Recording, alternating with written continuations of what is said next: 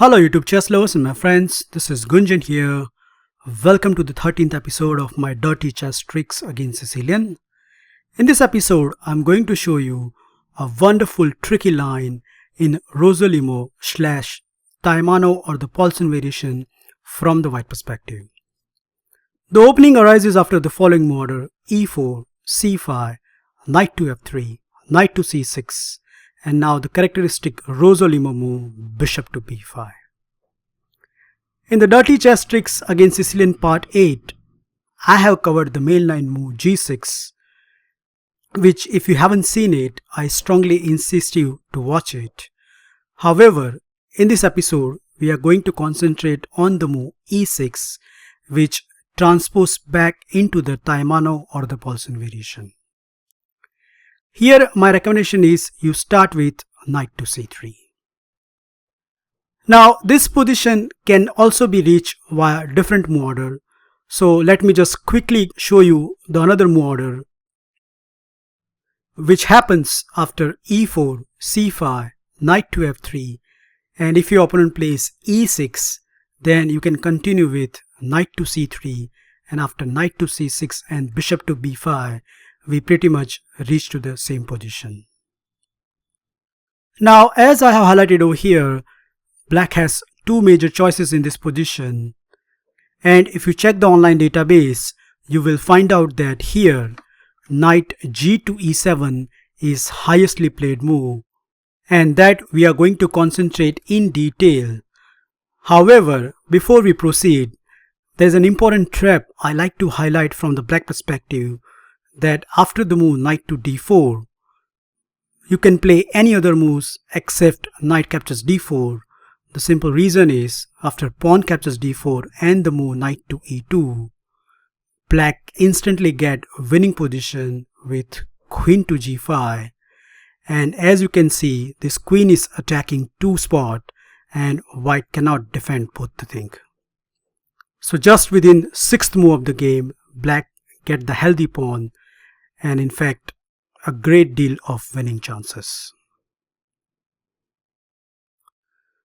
Okay, so let's concentrate on the move knight g to e7. After that, white should certainly castle on the king side, and black's idea is to play a6, nab the bishop pair, and for the lack of development, black can argue that in a long run, this asset will help him to win the game. Well, to some extent it's true, but due to white has a leading piece development, white should open up the game with the move d4, and after c captures d4, knight captures d4, we reach to the critical position of this line. Now, as I have highlighted over here, black has two major choices. Those are d6 and queen to c7. But first, let me highlight why these moves are very important, as in one game, my opponent continued with bishop to e7, which is a big time positional mistake, as after knight captures c6, if d captures c6, then bishop to f4 is a very strong reply. So as per the engine, the best move is b captures c6, but after that, white can create this nice positional grip on the d6 square, which literally cramp black's setup, and white can look forward for a pleasant middle game. So in order to stop the move e5, here black has to play either of this move, and I'm going to show you some cool tricks in each line. The first move I want to consider is d6, which is the second highestly played move in this position, which we are going to respond with the tricky move rook to e1. Okay, bishop to e7, what else? Black quickly wants to castle on the king side, and here we start our tricky business, starting with knight captures c6, pawn captures c6, and the move queen to g4. Personally, I think this is a winning move for the white. And as I've highlighted over here, black has 4 different choices. Neither of them turn out any good for the black camp.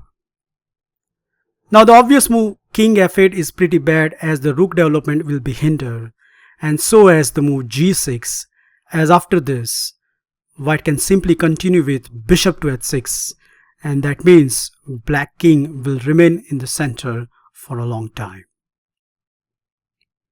So accordingly, there are 2 other moves has been tried frequently, and the first move I want to consider is castle on the king side.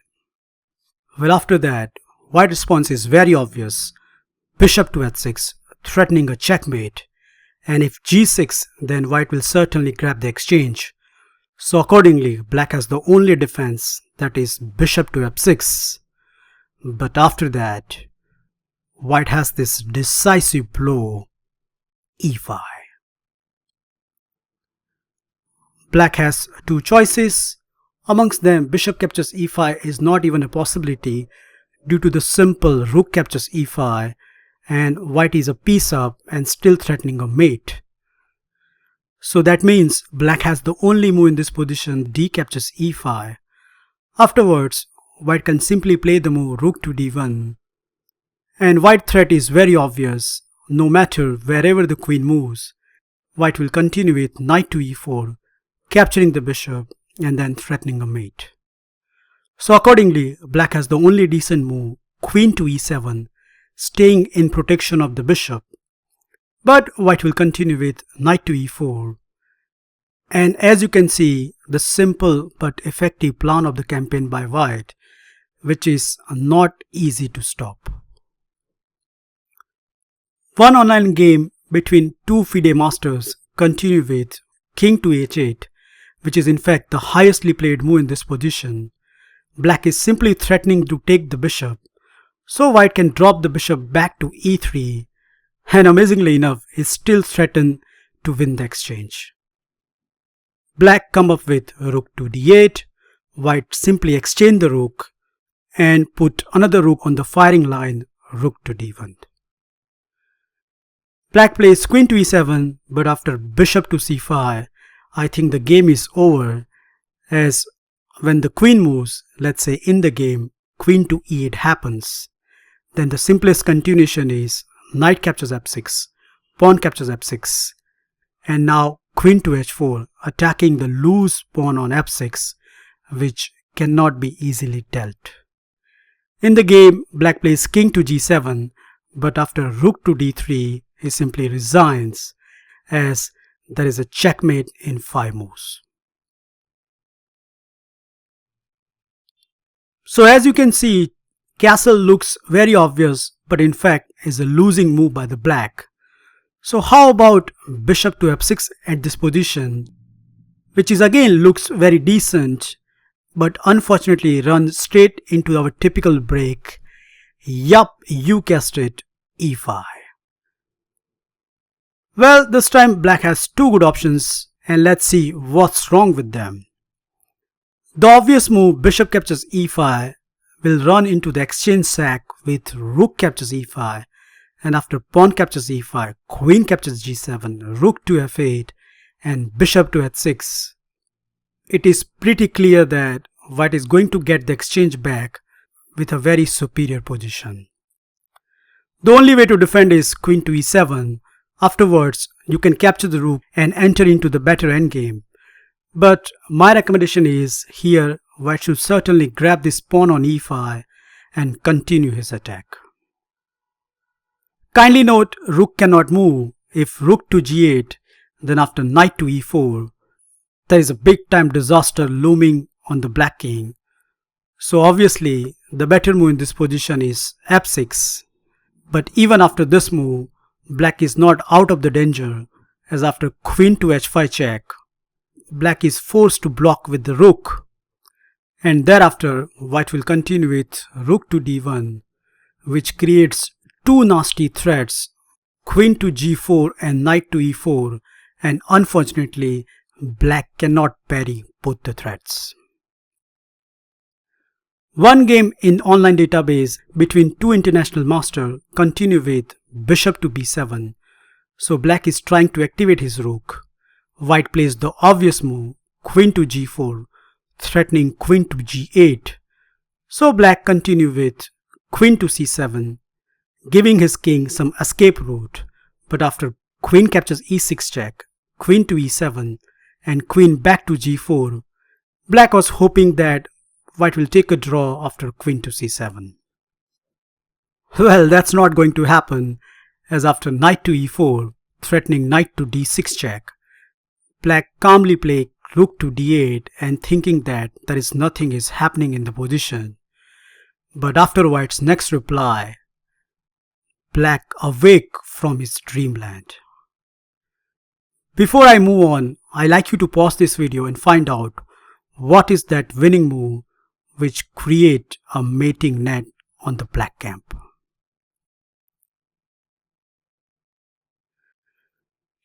Well, I hope you find this wonderful blow. Bam! A superb knight sacrifice which cannot be denied. And after rook captures f6, see how beautifully white execute the mating sequence, starting with queen to g8 check, king to e7, queen captures h7 check. If rook to f7, then bishop to g5 is a very strong reply. So in the game, black continue with king to e6. Now obviously you cannot capture the queen as your rook hang with a mate. So white continue with rook to e1, and now indeed the queen is hanging. So accordingly, black has the only move, king to d6. And after that, king moonwalk continue on the floor with queen to d3 check. King to c5, bishop to e3 check, king to b4, queen to a3 check, king b5, queen to c5 check, and after king to a4 and the lovely finish b3. I bet black player hasn't slept that night. Now let's see a very high profile trick in the queen to c7 line. Well, after that, white move is very obvious, rook to e1. And once again, if you check this position in online database, you will find out that here bishop to d6 is highestly played move in this position. Well, apart from bishop to d6, if your opponent continue with d6, then I have attached a sample line in the PGN which will give you a very good idea how to handle such a position. So let's see what we have up in the stock after the move bishop to d6. Well, here white has this very sneaky move knight to d5, which in fact forced the issue. Black cannot afford to move the queen, as I have highlighted in the arrows. White has some really nice reply. So by force, black has to capture this piece, and white can capture it with the e pawn, giving a check and trying to regain the piece. If knight to e7, then knight to f5 is a very strong reply. So accordingly, black has the only move in this position, that is knight to e5. Okay, f4, what else? So white is getting the piece back, and black is more than happy to give it back as he can castle on the king side. And after pawn takes and bishop takes, what left on the board is black has a bishop pair, but he has a structural weakness on the d7. And as the game progresses, we will see this can create a vital factor for the white point. Here white should continue with knight to f3, attacking the bishop. And there are more than 30 games in the database, all continues with bishop to f6, which is logical, as if you play the move bishop to d6, then you are blocking your d pawn, and white can respond with the move a4 with a very good position. So let's see what happens after black plays bishop to f6. Well, here comes the key move of the whole position. We are going to continue with d6, attacking the queen. And after queen to c6 and queen to d3, white create one important point, that he blocked the d pawn, and that means it hinders the black queenside development. So far, if you are paying attention, then you have observed that this whole sequence is pretty much force. And now again, black move is very logical. He wants to develop the queenside, so the b5 move is obviously on the card. Afterwards, we will continue with bishop to g5. Now extending the bishop will result into the better endgame for the white, so as the queen exchange after queen to c5.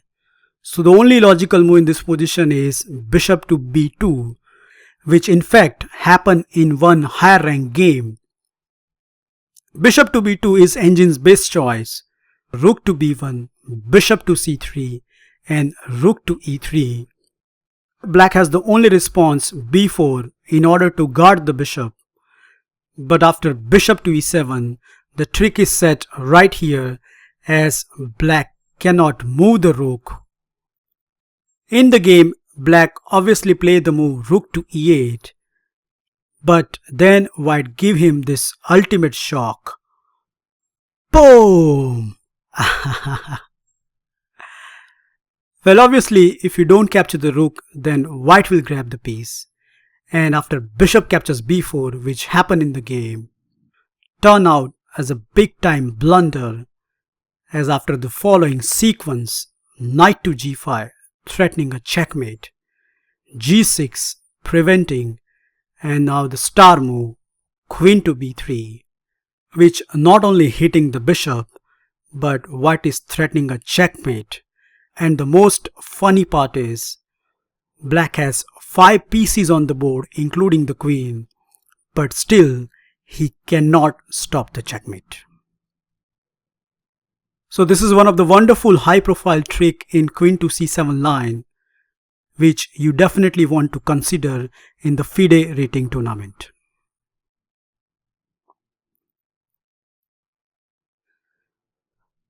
That's it guys. I hope you enjoy and learn these wonderful tricks in Sicilian Rossolimo and or Taimanov and Paulsen variation. I have personally used this line in many of my games, and I must say even many 2000 plus rated players are falling into these tricks. Well, thank you for watching this video. Feel free to like, subscribe and comment on this, and I'll meet you in my next episode very soon. Bye and take care.